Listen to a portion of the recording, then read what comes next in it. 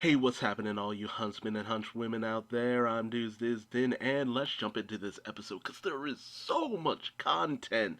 I don't want to waste even a minute of your time. So, this is Volume 8, Episode 10, titled Ultimatum. Oh man, I was very curious as to what that title meant, and I was not disappointed.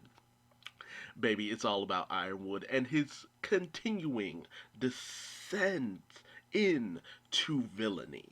Just, But we have this lovely shot of Ironwood overlooking the whole battle against the Monstra whale, the Grim whale, just spewing out Grim left and right. Some guards come in and tell Ironwood about the escape, basically, how Cinder came in, stole away Arthur Watts, and that, Crow and Robin managed to escape in the confusion. So Ironwood has lost three prisoners. Three prisoners. And he tells the guards, don't come back until you find them. Arthur, he doesn't really care too much about Arthur. Arthur did as much as he could have asked for, but Crow? Ooh, he's really gunning for Crow. But this is interrupted by this massive explosion that goes off over at the whale. And I was wondering what the epilepsy warning at the start of this episode was all about. Yeah, it was for this scene. Because it's, dude, the animation, the coloring, the music that goes on during this scene, mwah, beautiful work of art. And how everything just gets washed with the light, especially depending on how far the character is away from it. Ironwood, he's got the best seats in the house for this, and he sees a lot of the blast. But then you get Winter and the Ace Ops bringing in the bomb, getting ready to detonate it. And originally, I thought this was explosion was because they put the bomb in there, and we just didn't see the moment. Nope, they get just the brunt of the blast. Then they managed to survive, which I was questioning immediately, but man, they get knocked on their asses. It even shines as far as the Snee Mansion, and they get to get like a good look at the shining light of destruction, and even the Grim within Atlas just get vaporized. Like bam, Grim gone. So there's a big plus there at least, but man, those Grim didn't even know what hit them. And the giant whale monster, whatever, is just decimated. This thing is down for the count. Massive hole blown in it. It's slowly disintegrating, but this is a big beefy one, so it's going to take a good long while for this thing to completely disappear. And in the smoke and dust and destruction, you have Neo just skipping away with the lamp, just casually. And it's just like, man, Neo, you are a gem. So, the Ace Ops, they're all good, they're fine, they seem to be okay, but Marrow, he's just like, oh my god, the kids were still in there, holy crap, they should have had more time, because, like, at least if they had to wait for the Ace Ops to bring over the bomb, it would have been like, okay, they have enough time, but boom, as far as Marrow knows, the kids, they're gone, they're dead, they're destroyed, but Winter gets communique from Ironwood, who thinks, oh, okay, man, God, I wasn't expecting that big of a kaboom. Good work, Ace Ops. Head back, I have a new mission for you. And Meryl's just like, but we didn't do that. Then Winter just says, well, we can tell that to Ironwood in person. Meanwhile, Cinder tells Arthur, hey, I know you hacked into Penny. Call her over here. I'll get the Winter Maiden's power. Bing, bang, boom, we done. Arthur's just like, yeah, that's not how that works. I don't have some telekinetic control over Penny. I put a virus in her, and she is set on a suicide mission to open the vault containing the relic of Atlas, and they'll just self-destruct.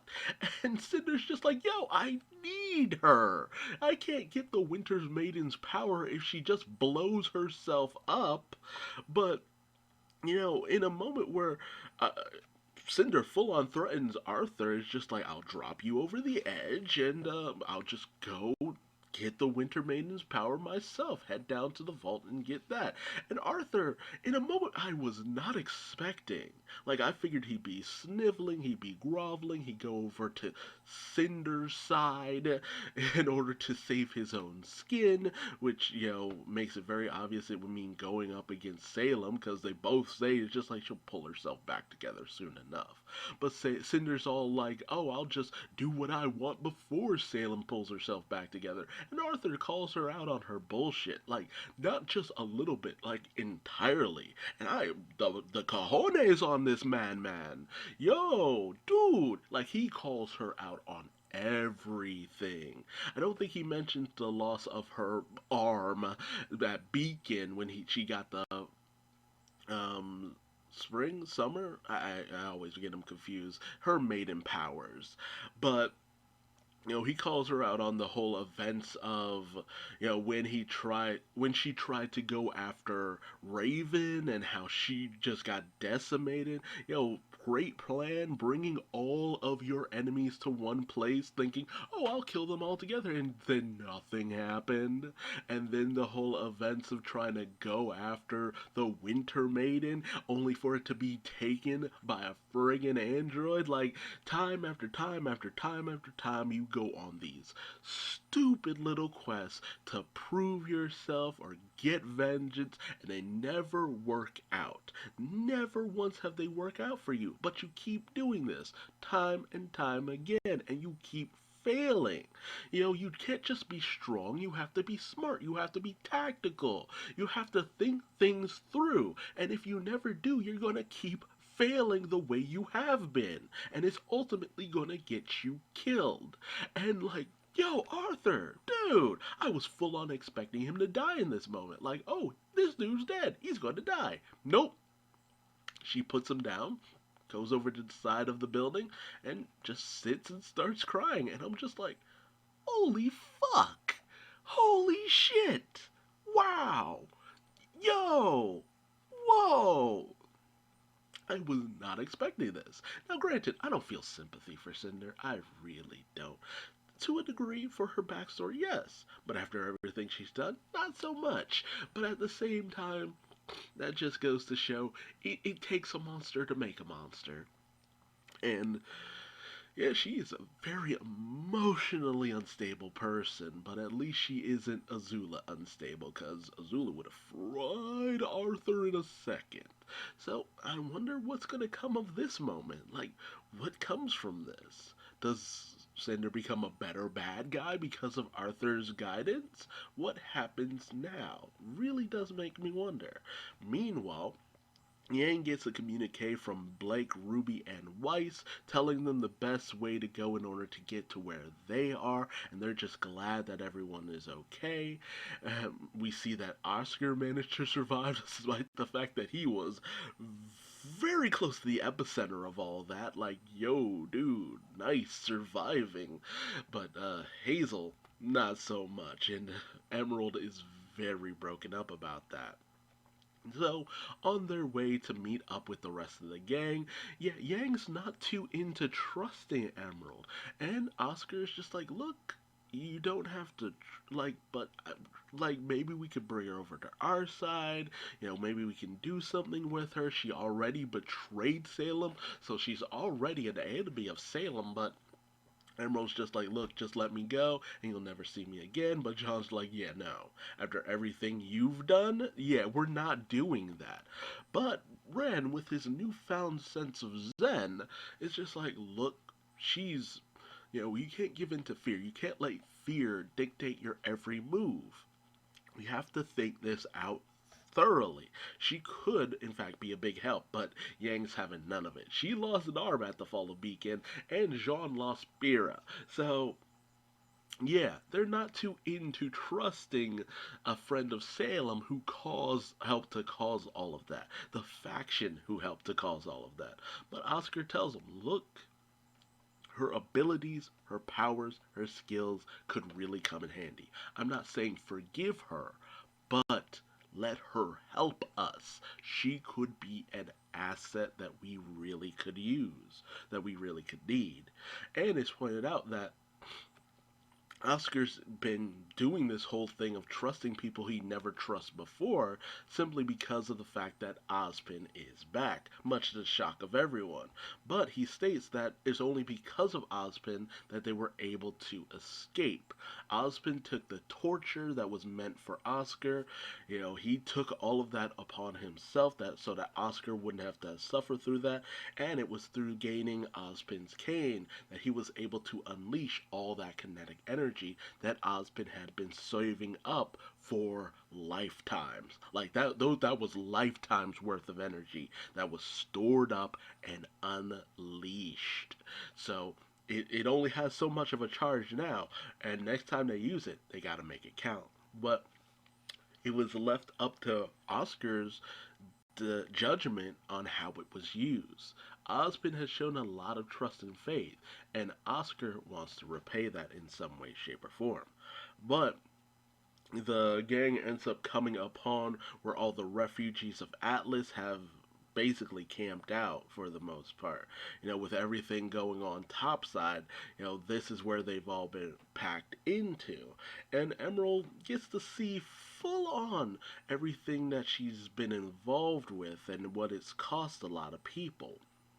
The thing about Emerald is that all the way back in Volume 3, where the Fall of Beacon happened, even there she was very uncertain about what they were doing. Because let's set the record straight.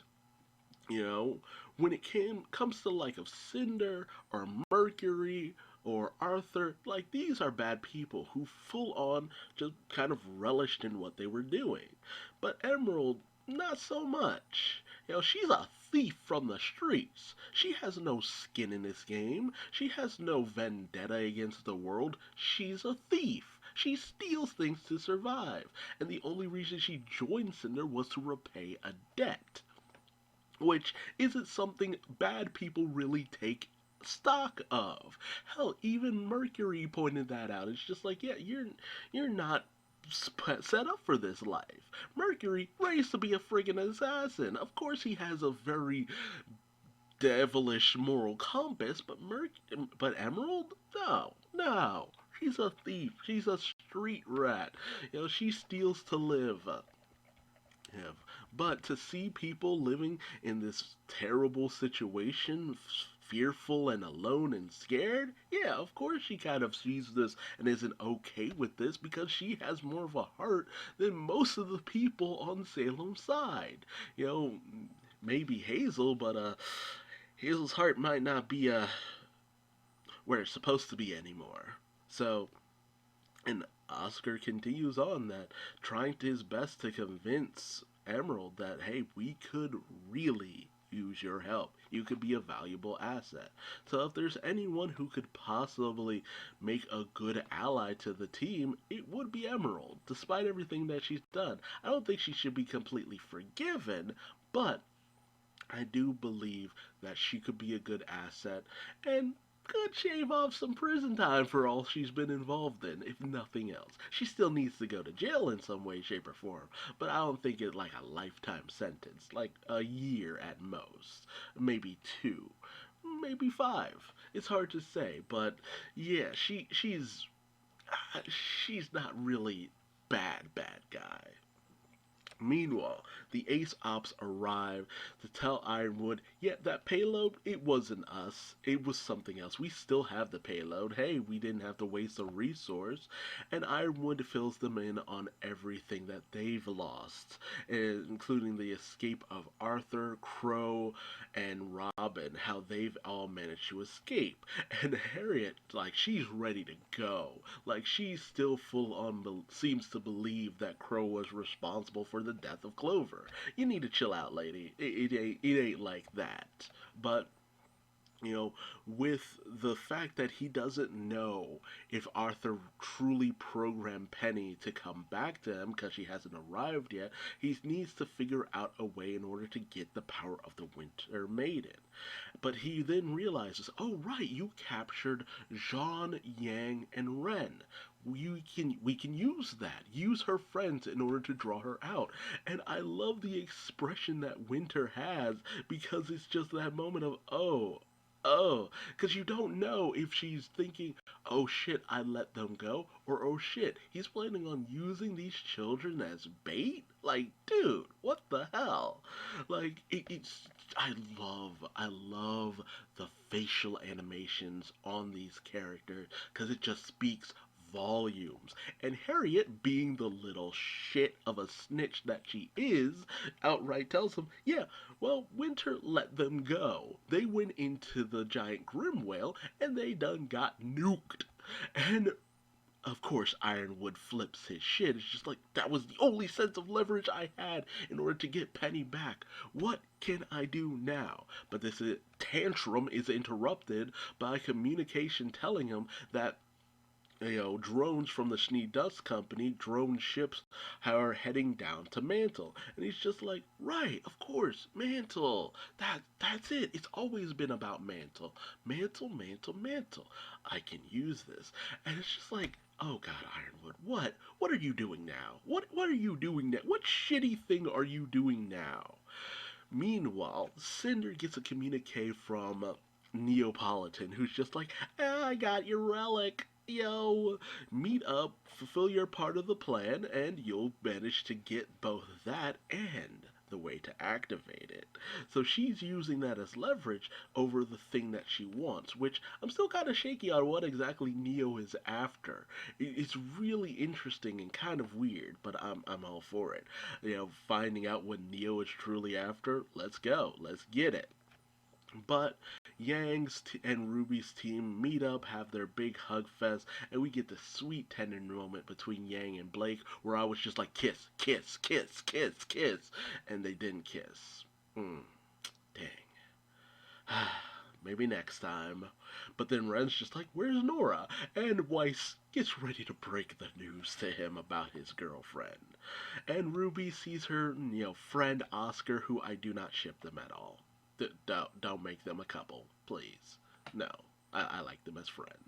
But then she's all like weapons ready as soon as she sees Emerald, and Oscar does his best to vouch for him. But this moment is interrupted as May is just like, yo, those ships you sent, they weren't alone, as you hear destruction in the background, only for a broadcast to come in, and it shows off that the Atlas forces are destroying the Dust Company's airships. And it's just like, what are you doing, man?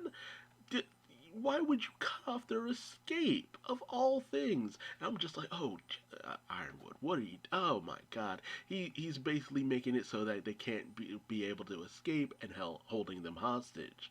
Oh no, no, it's much worse than that. As he comes in on this broadcast, which full villain mode, full villain mode. Why would you have backlighting like this? Do you not understand how much of a villain this makes you look like? And this is a broadcast to Penny, and he basically says, yes, I will be planting a bomb in Mantle. You have 1 hour to comply, or else all of Mantle goes up in a blaze. And I'm just like, that's taking things too far.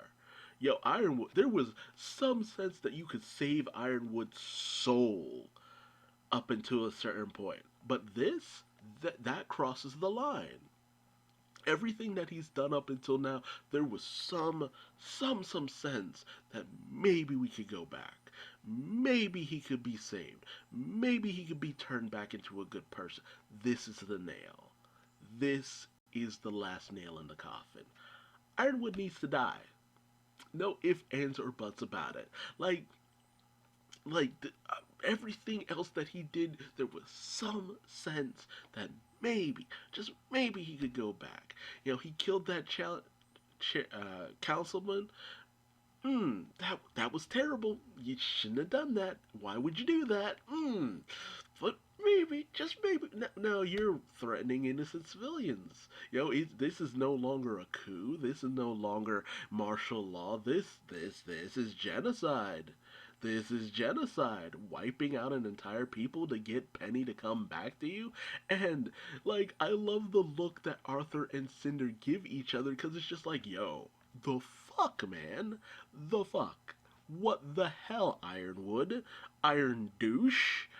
But, we see that Nora was listening in on this, and it's just like, yeah, Penny's just checked out. Like, she can't even do anything. Like, what happens now? Penny's out cold. She can't respond to this. Would he really bomb an entire city to do this? It really makes you wonder. Is this a bluff? And will the Ace operatives go along with this? I can't see Winter going along with this. I can't see Marrow going along with this. Like, Elm, fine. Like, guys, Harriet, hot-headed enough to do it. But, like, really? Oh, I can't wait for next episode to see how many of them actually go along with this plan. Cause man, my disappointment, it's off the charts. It takes a lot for me to just completely write off a character, but this does it.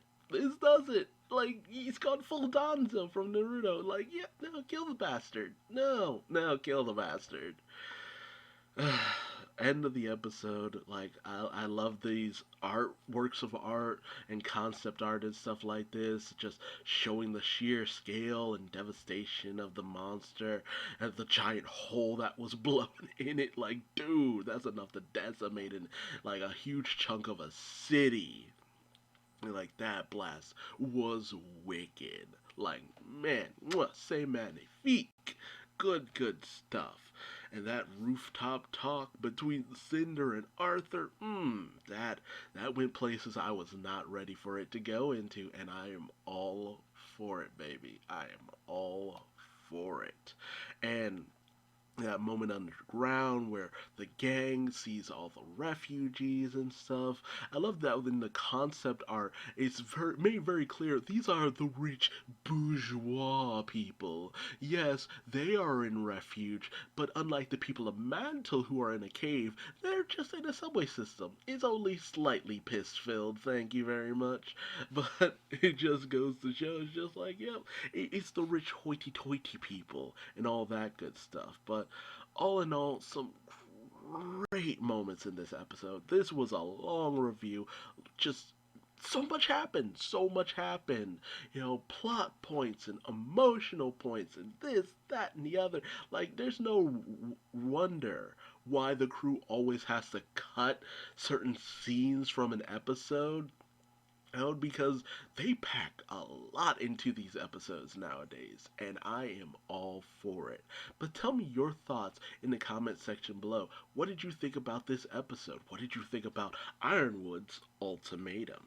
And what do you think about Emerald and her potential turn to the good side? Do you think she should be trusted, or are you all about bringing that bitch to justice? Tell me that and more in the comment section below. Like, subscribe, bell, and until next time, I've been Duuz-Diz-Din, and I will see you later. Bye-bye.